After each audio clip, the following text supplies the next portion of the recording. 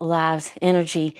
It has been a transformation of things since I started it, and I kind of like the name of Nine Lives Energy because that's like the cat has nine lives, right?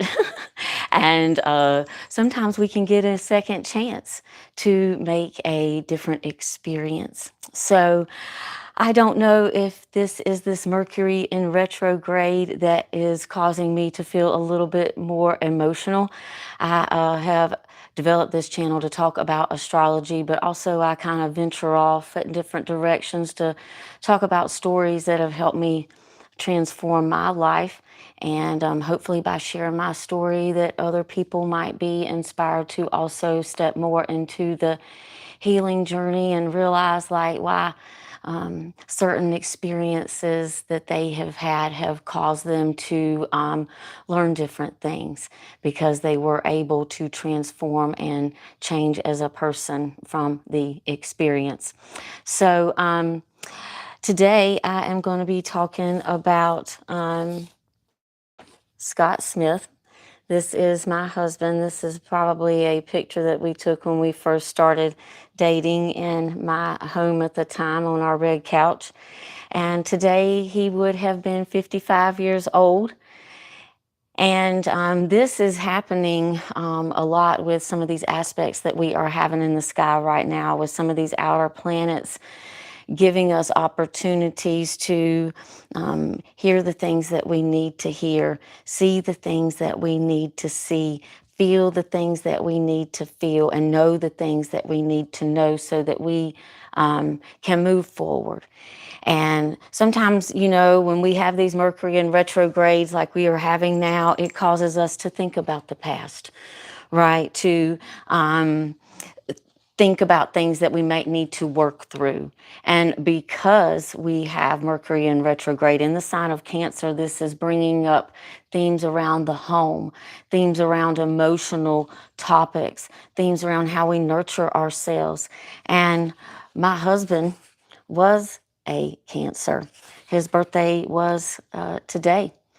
And last year, during the summer, I went to a festival and I picked out one of the little sayings that was in the bucket from one of the readers that was there at this festival. And I picked up this one and it says, "I am in perfect health." And I came home and I put it on this picture that I have of him. And I'm so grateful that I'm able to have some of these pictures of him because his father gave me some of these last year, and I thought that maybe I had thrown some of these away back when we separated shortly after we got married. And even though we didn't work things out that time around, we ended up getting back together shortly before he left this earth. And that happened in April of 2012 on the 30th, the last day of the month. And I remember it vividly because I was teaching that day a boot camp class. And right after it was over, that's when I got the phone call from his mom that he had been involved in a car accident and he did not make it. And I took that pretty hard, folks. I worked at the gym, right? I was the fitness trainer. Nothing ever bothered me, right? I was going to lead everybody once I put that microphone on. But I even went to school the next day after he passed away because I had an exam to grade. And I knew it meant a lot to those students to show it to me, and I knew it meant a lot to me to see it. But what did that instill in me?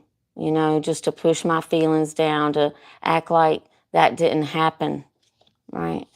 And a lot of my experiences have been kind of like that. Like, let's put our big girl pants on, we'll cry about it later. But, you know, I really never did cry about it later.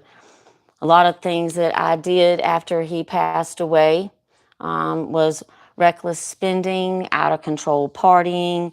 Definitely was not that person at the gym that I perceived to be. And I hid that person from the world for a very long time because it has taken me a long time to actually be truthful about what I went through. And regardless if it's been 14 years since, my husband passed away, regardless if it was the very next day, right? How did I handle that experience when that anniversary came around of the birthday, of the car accident,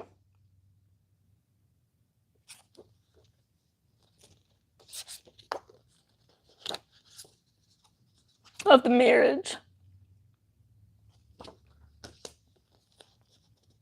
and the holidays? that you're there by yourself. You're the fifth wheel, the 11th wheel, year after year after year.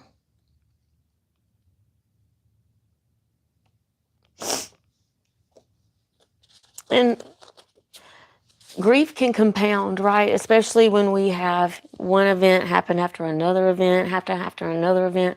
And then we get in these cycles, right? And so after my husband passed away, like I got in a cycle of making really bad choices. I wasn't really a healthy person at all. And, it feels like every time that his birthday comes around, or the anniversary of when we got married comes around, or the anniversary of when he passed comes around, I kind of think about how far I've come, right? And what I have been through during that year in order to learn even more from that experience, and how much more I could be there for other people that have maybe lost somebody. Over the past few years, his mom died, and I know that hurt his father and his daughter extremely bad, because she was the glue that held that family together, his mother.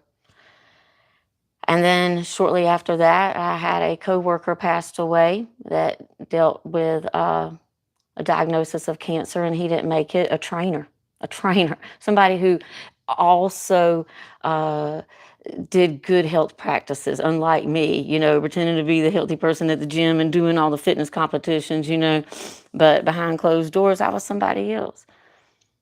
How did that person not get another chance? But I did. And then I had another person pass away that I also worked with last year. And so having to relive that again and see that wife up there and remember what it was like when I had to also go through that. And then I'm reminded of it again this past April, when I helped my mom move out of a 34-year-old home that she built with my stepdad. That's been hard for her. But I feel like I'm strong enough to be there for her, and I know what it's like because I've also gone through my own loss. And then this past week, I helped a friend disperse her husband's ashes and let that story go. And through that experience, and how convenient that was during this Mercury in retrograde, during this new moon in Cancer that we had last Tuesday, that's bringing up stories from the past that I need to take a look at. And after helping all these other people, what am I going to do to help myself? Am I just going to drown myself in work like I did before, going to the gym, even after the day that he passed away, going to work to grade that exam, pretending that everything's okay and not talking about it? Talking about things can be very healing, having these healing conversations. And not everybody, can afford to go to all this therapy and stuff like that. A lot of people find healing by tuning into social media and finding somebody that they resonate with, that, hey, that says, you know what, I've been through that too. I've suffered a loss like that. I also didn't make good choices, but now look at how far I've come. The person that lost their husband that I've been helping, she's been helping me too. because I see how strong she's come in the last 2 years. And I'm like, well, I didn't really go that far for the last 2 years after my husband died. Yeah, I did some fitness competitions and I got the trophies and I looked real good and I looked like I had healed myself, but I really hadn't, right? Because the person down inside hadn't done any emotional work at all, hadn't done any mental health work at all. I'm like, let me just keep working. I'm going to work from 5:30 in the morning training people. And then I'm going to go and I'm going to work another full-time job after that, training more people in my classes at school. And then I'm going to go back to the gym and train more people and teach more classes. Like, I was so out of balance, folks, pushing that emotion down so I didn't have to think about it. With work, with alcohol, with substances, with over-exercising. Right. Pushing the pain down until finally, when 2020 came around, I couldn't have that story anymore. I had to take a good hard look at myself because I couldn't drown my husband out in the memory of him in the club. I couldn't drown my memory out by working too much. I had to be at home, process some of these things that I had dealt with, and how my identity had shifted not only as a fitness trainer, right? My identity has shifted so many times, as the overweight child that, abused food, to somebody that abused alcohol and attracted somebody, that also had some issues, related to substances. But I just want to give a shout out to anybody who might be dealing with some Cancerian things at the moment regarding the home, having conversations around things that are uncomfortable.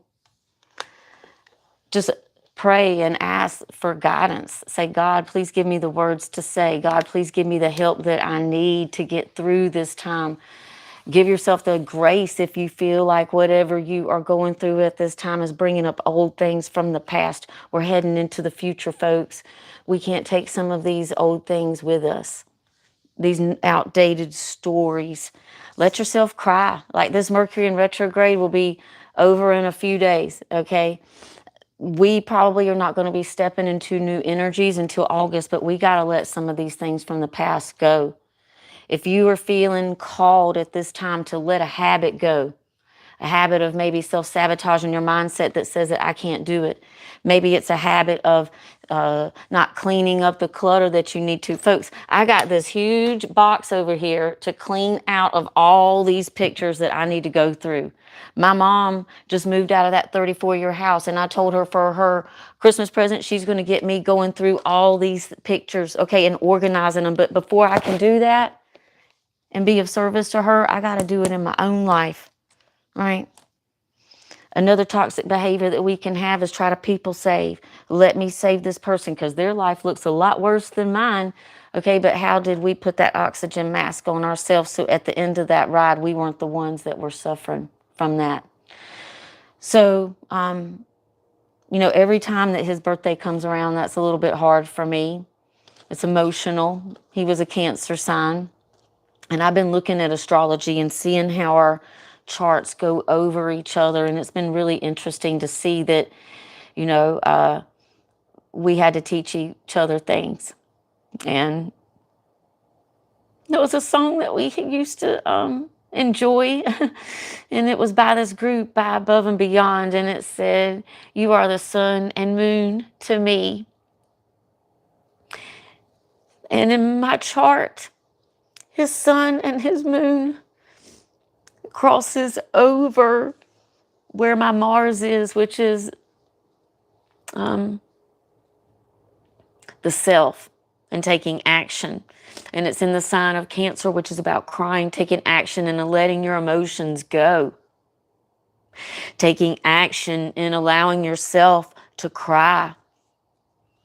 Taking action and creating a more stable environment that, it can be fun, but what are we doing in order to keep the fun, right? Are we not being the best versions of ourselves and allowing that person to help us, okay, to the full advantage that they can? Because once that person's gone, you know, we don't get to learn any more lessons. We don't get to have any more experiences. We don't get to take any more pictures. There's no more. All we have left is the memory. So I invite you the next couple of weeks to be thinking about, are there any memories that you need to let go? Any past choices, maybe forgiveness of yourself for not choosing something differently, forgiveness of another person because you're carrying that hurt around. And if somebody has hurt you, write their name on a piece of paper, send love and healing to that, and maybe burn it if you want to. Flush it down the toilet, bury it in the ground, whatever you need to let go of, so that you can use this energy and step into the new frequencies that are coming onto the planet at this time. Being vulnerable and sharing your story doesn't have to look like some type of YouTube recorded thing. You can share your story in private to somebody until maybe you can get to that next level to share something when maybe you're in a different state of mind. And when we look back on how far we've come each year, that maybe we've had that anniversary of an experience, we can see the healing that maybe how much we have done since that time. So happy birthday, Scott. I love you. We used to say, I love you, infinity. And the older Chrissy, all right, before she wised up, got a tattoo right here on her arm after he passed. I think it was the 1 year anniversary of his death, or the 1 year anniversary of of his birthday, who knows. And it said, I love you, infinity. And then the next year I got another one on my back, which was not a good decision. This was a good decision. So anyway, happy birthday. You would have been 55. I know you would be proud of me sharing our story, sharing your story, and knowing that you still live on through me. And I can help other people here because they hear your story. I love you, Scott. Love you, infinity. Thank you so much for watching, everybody. And let the tears flow. Clean up your house. Make room for the new stuff. That's people, places, and things. What do you need to let go of? Right? Maybe you need to organize some pictures. Maybe you need to have that cry. Maybe you need to have that conversation with somebody. And you never know when you're vulnerable like that, what people are open to, what help can come your way because you allowed yourself to receive it when you let something go. All right, folks, have a magical day, and I will be doing a series on healing. I don't know what that will look like. I'm pretty sure it's going to be around anniversaries and things. So if you did like this video, please give me a like, maybe give me a follow if you're interested in astrology and watching some crazy girl keep reinventing herself, but having meaningful conversations like this that help people truly, truly heal by hearing somebody else's experiences. Give this a comment maybe below. Tell me maybe what you're going through, what you're ready to release during this end of Cancer season before we step into the eclipse that is coming in August, August 12th of next month. It's going to be a doozy. And so we need to be ready by cleaning up the clutter, cleaning up the old emotional baggage, letting that stuff go, reprogramming our mind, and telling ourselves that we are abundant. And even if we had a magical experience once, we're good enough to have that magical experience again, right? In a different version of ourselves. So love, light, and healing. Give me a follow if you like this. If you would like to get an astrology reading and see how maybe some of these transits could be affecting you most personally and allowing you to step more into your power after you clear out that clutter, hit me up at 9livesenergy@gmail.com, or give me a follow on my socials. Link is in the description box below and on my YouTube channel. Peace, love, and happiness, everybody. Have a magical night.